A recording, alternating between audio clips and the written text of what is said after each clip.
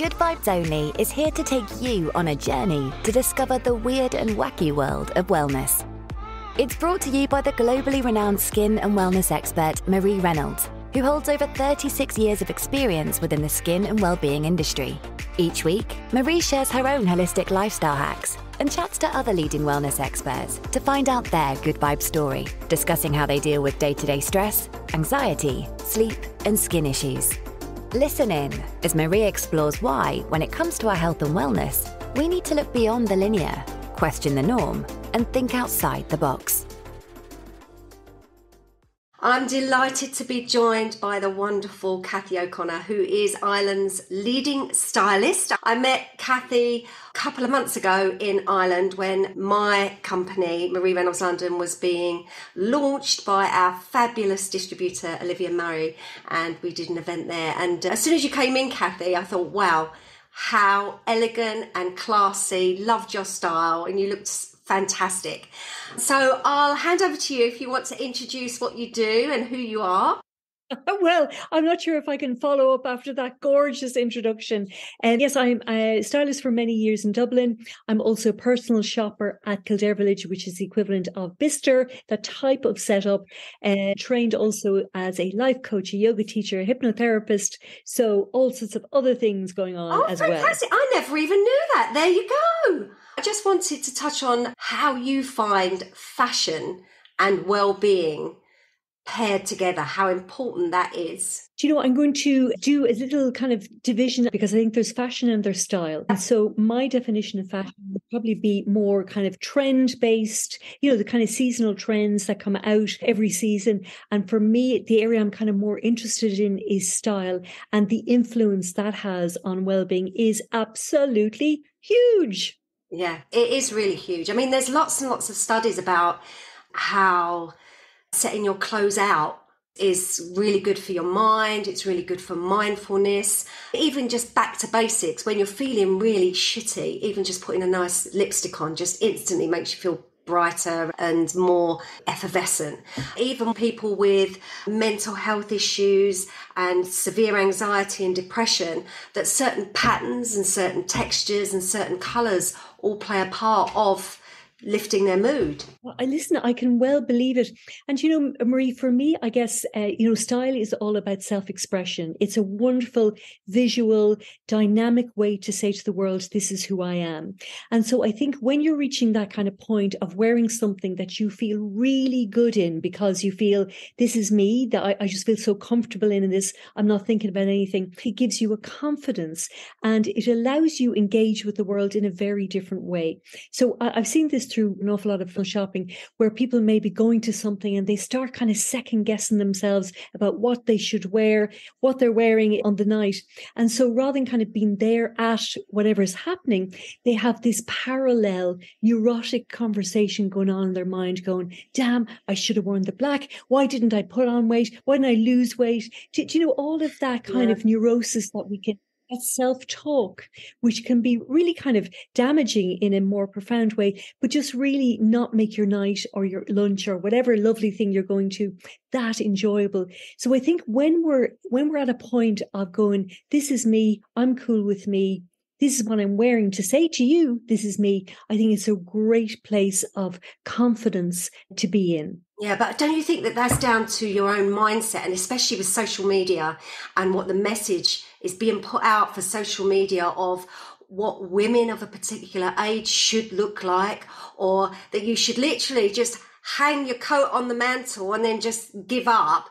And, you know, especially on the well-being side with women going through menopause, it's like, oh my God, this is it. It's a downward slope. I'm just going to give up. I'm just going to, you know, accept it. When actually, I always say to my clients, you're thinking of you as your 20 or 30-year-old. You're never going to be that person again. We're on a next phase, a next chapter of our life that it's such a blessing to be.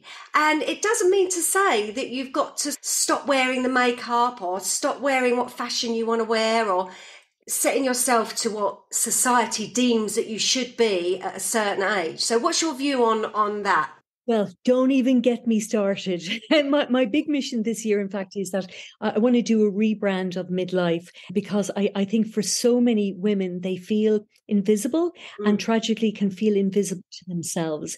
But, Marie, from what I see as a personal shopper, I think it starts kind of way younger, in the sense that very often what can happen to a woman who's a new mother, and that they've spent a year being pregnant, another year just simply trying to stay vertical and get to grips with what's going on. Yeah. Perhaps they're to re-enter working outside of the home, and things have changed so dramatically and so quickly during that time that they don't quite know where they fit in. They're not seeing themselves reflected back to themselves in terms of advertising, in terms of campaigns. So they start second guessing themselves. And someone was telling me about research recently where women who are going back into the workforce, in that sense, that while childcare is an absolute issue, very often confidence is just an issue. So sometimes they take jobs that are way below their capacity and intelligence, but it kind of fits into their comfort zone. And within 2 weeks, they're kind of reorganizing things. So I see that women start second guessing themselves. And I think, as you say, it's about stage, not age. And the metrics of age no longer work, in terms of by this age, you'll be doing this, that, and the other. And I think particularly for mothers, you're sold an absolute myth in terms of you need to go back to who you are. The changes that happen in your body, maybe you'll get back to your body the way it was pre-pregnancy. Possibly not, but you're not going back. This is now a new stage, a new chapter in your life. Exactly. That's great. And I think there's so much punishment about, you need to be the super mom and have your abs back in. All of this absolute nonsense. And I think particularly with social media, where some women are held up as, here are the icons, the women who've got it all, and the beautiful homes and the blah, blah, blah. Not saying there's anything wrong with that, but I'm just saying that for a lot of people, they're absolutely not going back to who they were. There's a kind of new chapter happening that we need to embrace, but women are punished sometimes for not being the pre-pregnancy person that they were. What we have to remember is, especially on social media, it's a snapshot. It's not real. It's not real. When you get these images of women that you say that seem to have done it all, had it all, have got everything, it's like this term anti-aging. I've always hated that term, because we shouldn't be anti about something that is natural and beautiful and evolving and a blessing to reach an older stage. And don't forget, as women, we're more wiser, we're more knowledgeable. And I think as well, it's this imposter syndrome where you think, should I say that, or shouldn't I say that, or should I wear this? There's no rules. Yes. Be who you are and embrace it. Listen, I couldn't agree with you more. And I think the kind of thing of age being a limiting factor is just so untrue. I just wrote an article about this recently, where for me, the kind of two of the core values of the beauty and fashion businesses are youth and beauty. And I tell you, once youth starts to fade, you see how inextricably linked they are. And so what can happen is that it propels women into chasing youth. And I couldn't agree more with you in terms of anti-aging. Anyone who thinks that they're going to win on aging is it's kind of, ludicrous in a way to do that. And I think it is about embracing who you are, enhancing whatever way you want who you are, but not trying to turn back the clock in that kind of way and fit into a mode that no longer kind of serves you. And I think that because we've got so many brands who know that their core customer is an older woman, who know that woman keeps their doors open and supports their brand, they do not talk to them directly. Instead, what happens is you've got inappropriately young models used for the campaigns. And naturally, it starts this sense of that midlife woman being invisible in some ways. So, for example, you got Mother of the Bride, always worn on 20-something-year-old models. For the love of God. No, as you say with skincare, you've got Lily Collins advertising. I guess she's in her 20s. I don't know how old she is. Advertising a fairly kind of heavy-duty treatment, skincare. And so as a midlife woman, I'm looking at this 20-something skin going, that is just absolutely nuts. It's not realistic. And also, I think what that does, that makes women of a certain age feel that they are not part of society. that they're not an integral part of society. That gives a message that I think it's really important to understand that aging is not a negative word. I always say to people, lines and wrinkles, they're a reminder of what you've gone in life. They're sort of like your warrior badges that you should wear with pride. And stretch marks are just reminders of you've housed a beautiful human being, or, you know, always look at the positive thing of it. But there's such a spin of, if you've got cellulite, if you've got stretch marks, then you've got to get rid of this. But just, you know, just embrace what you have and just really love your body and love yourself. And, you know, the biggest word is be kind to yourself, I think. Absolutely, Marie, but I can really understand how so many women feel invisible, because when it comes to popular culture, we are so underrepresented. That is not a benign thing. The fact that these brands don't use us in their advertising campaigns or will not talk to us directly has the feeling of exclusion, like we don't belong. And that's not a benign kind of thing. And I certainly see it through personal shopping, where you've got this thing of, from a new mother second guessing themselves, maybe in their 40s, they're seeing signs of aging, and they're saying the 50s, maybe hitting empty nest, menopause. And so rather than us seeing ourselves reflected in popular culture, we become more and more invisible. And as bad as it is to feel invisible, when you start feeling invisible to yourself, that's really appalling, because we're fed such a diet of you're not allowed age, yada, yada, yada. So when we're looking at ourselves, we now are looking at ourselves through those eyes of, oh, look at my eyes or my neck or my bum. I think it's a real uphill battle, because what we have to offer in terms of wisdom and the liberation that comes from caring less, do you know, is a marvelous thing. But I think that we are really undervalued in society, and sometimes undervaluing ourselves to a huge extent. Well, there was a phase, wasn't there, where they were using sort of like Helen Mirren, but then it's sort of faded out again. It's gone back to the younger model. But you know, Marie, it's great in a way. It seems to be that you can kind of be in your 20s and everything is targeted for you and you belong. You're kind of potent and you're dynamic and you belong. And then you get this rock star status of the Helen Mirrens, the Jane Fondas, the Judi Denches, and that of course should be celebrated. But it's the bit in between. Yeah, exactly. You know, and even in advertising, but what you'll notice is anytime they portray age, it's always someone with grey hair.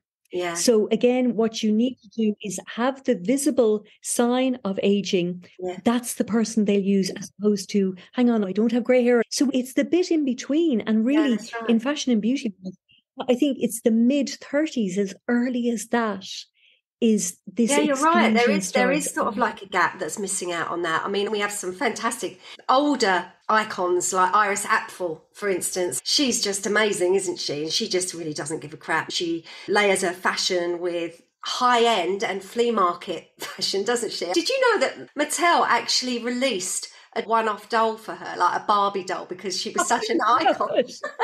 I know, amazing. And again, I think it's great to have that individual style as well.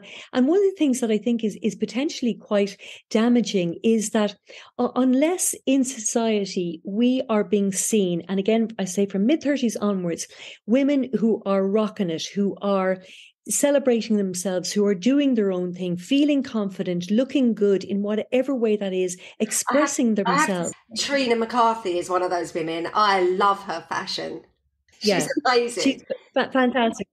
But if there aren't enough of us out there, for the generations that are below us, the visibility of seeing older women who are to be aspired to and admired, I think allows younger women to go, hey, I'd like to be like her when I grow up. Yeah. And if we're not there, if we're not represented, if we're not seen, then there's no reference points. And so, as I say, all of the value that we have in terms of wisdom and knowledge and a sense of self-confidence and all of those things, if we're not at the table, nobody knows what we have to offer. No. There's a fantastic lady, she's Lou in Lululand on Instagram.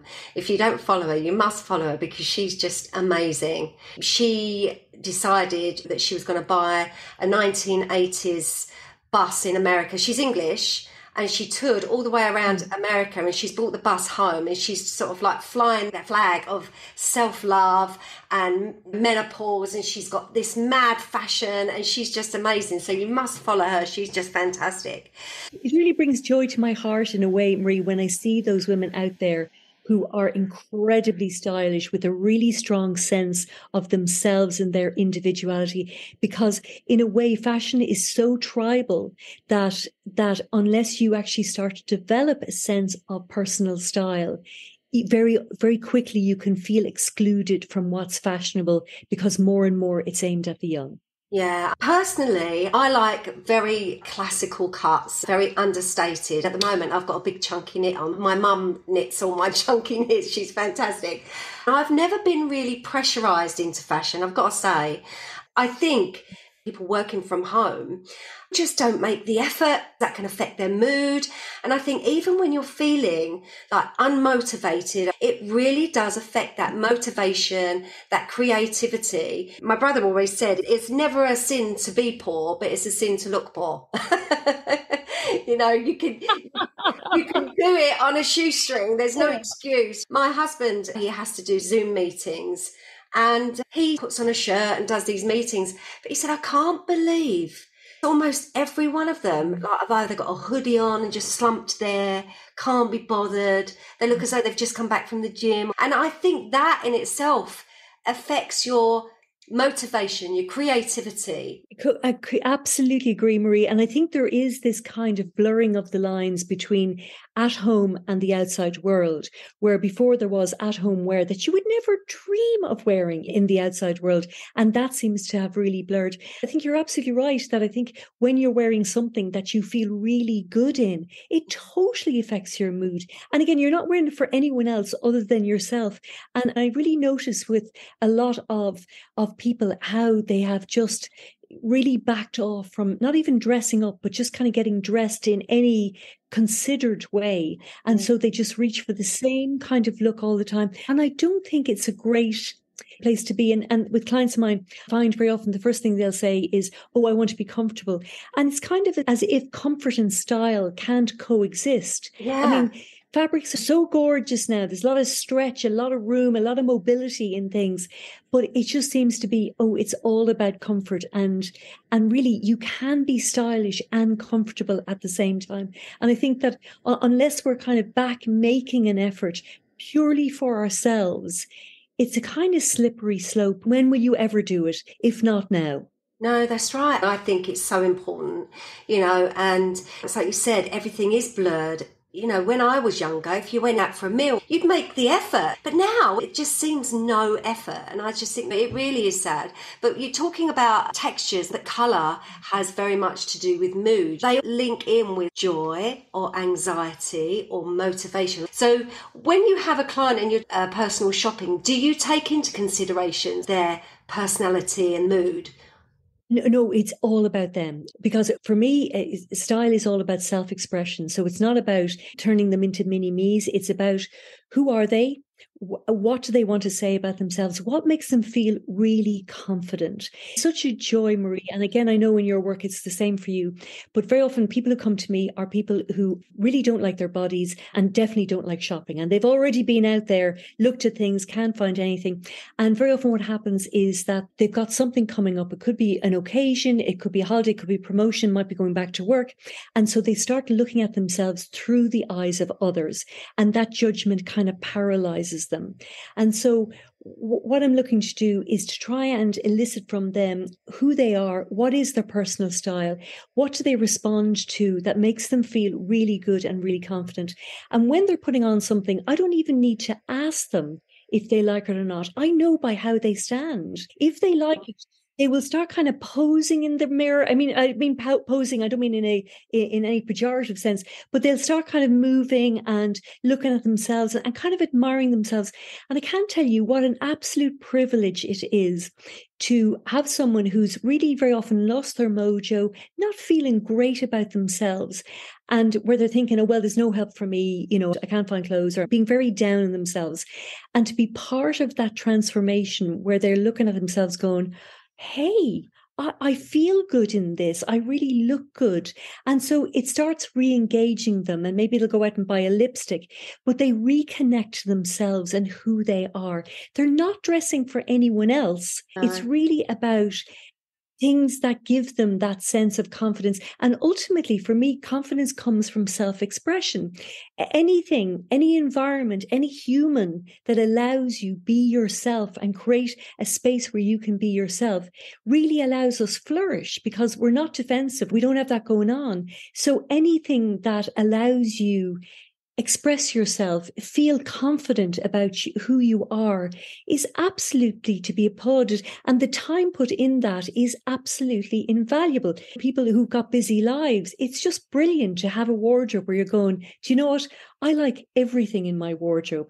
I have combinations that I feel really good in. I can put my hand on it and put it on me, and I'm good to go and engage with the world in that way. That's self-care is so important. And sometimes we get caught up in looking after everyone else before ourselves. So anything that allows us feel better and feel more of who we are. And here for me, my motto is not about a new you. It's about more of you. It's about enhancing who you already are and bringing out the best in you. That's perfect. That's absolutely brilliant. And what little tips that you would give our listeners to reevaluate and maybe look at certain things that they can put on of a daytime to pep them up? What would they do? The first thing I think when you open your wardrobe is that anything that you're not wearing, take it out of your wardrobe. Sometimes people have things that don't fit them anymore, and those things definitely need to come out of your wardrobe straight away, because otherwise what you're doing is you're opening up the doors of your wardrobe and you're looking at failure. So put those things in another space. If it's something where you put on weight, you're losing weight, whatever it is, but until you can reassess those particular pieces, take them out of your wardrobe, because what you want to do is have pieces in there that are actually working for you. It's really good to try and hang up as much as you can, because if you can see it, you'll wear it. If it's at the back of something, chances are you'll never wear it. And what most women do is they wear about 20% or 30% of their wardrobe. So again, if you can kind of hang it up and see it, it's great. Obviously, you're only going to have wardrobes that are right for the weather right now. So anything that's deep winter, spring, summer, obviously all of those are gone. And I think what's really good is to put your trousers together, to put your blouses together. Ideally, color code them is great. Oh my God. I've got to tell you, I am the world's worst. My husband, I call him Sheldon, because he has everything color coded, folded, and I think my wardrobe gives him anxiety. I think it would give you anxiety, because I just don't think about it. I haven't got time. I just hang them up and then I'll just pick whatever I want. I don't spend too much time with it. But my husband drove me mad so much that he said, right, we're going to sort out your wardrobe. And so he's done exactly that. Like, my trousers are hung up, my shirts are hung up. They're all color coded. So now, and I get myself in a state, I think, oh my God, if I put that in the wrong color, he's going to freak out. But Marie, I think it's a really invaluable thing to do. Fair play to him for taking on that job. And you obviously have a great relationship, because that's the kind of thing that can really cross a line. So fair play to you both. But the good thing about hanging things up and having trousers together is that you will instantly see you have enough pairs of black trousers. You have it covered, because very often what people are doing is they're buying more of the same. And also, if you got things color coded, you can take a shirt out or a blouse out and just run that sleeve by the colors in your wardrobe. And you might come up with interesting combinations you'd never thought of before. You don't have to try everything on, but you'll see different color combinations as well. And it just means that you're going to wear more of what's there than always going with the same thing. The other thing that I think is really important is to consider your personal style. There's an answer to this question, because it's about yourself and self-reflection. So the question to ask, I think, is that you're going to something. It is not the races. It's not a wedding. It's nothing that has a prescribed type of style, but you've made an effort. Irrespective of what you're actually wearing, how would you like to be described? The words I'll throw out there is that you might opt for glamour, you might opt for elegance, you might go funky, you might like classic with a twist, you might like feminine, you might like vampy. There's all sorts of words. And the advantage of having one or two words that describe your style, you can really start to delve into that and understand what you mean by it, is that everything you buy will fit into your end picture. As you know better than anyone, Marie, you always need to know what your goal is. I mean, where are we going with our style? Because otherwise you go into a shop and there's influences of the 80s, the 90s, there's color. Why are you buying the thing you're buying? And if you've got an idea of, hey, as you say, you like classic, that perhaps you might like it with a twist, and the twist may be in your accessory. So you got something that's really understated, very beautiful, but your personality might come out in the twist. And as I say, the twist might be the addition of a beautiful scarf in a color. It might be an accessory, a great pair of earrings, but it just means that when you're going shopping, whatever you're buying, you know exactly how it's going to work together. And so at the end of the day, what you're doing is you're creating looks. You're not wearing clothes. You're actually creating looks. And the more refined an approach you have, the more you'll be able to conceive of an actual look. And for me, style is about clothes that say something about who you are, along with things that really work for your shape, your coloring, your complexion. Yeah. Fantastic tips. Thank you so much. I think also for those of people who are working from home, what would you say to them? Just wear something that's like brightly coloured. Listen, absolutely. Particularly even if you're going on Zooms, I think it's really good. Again, you can have your sweatpants on the bottom, not a problem.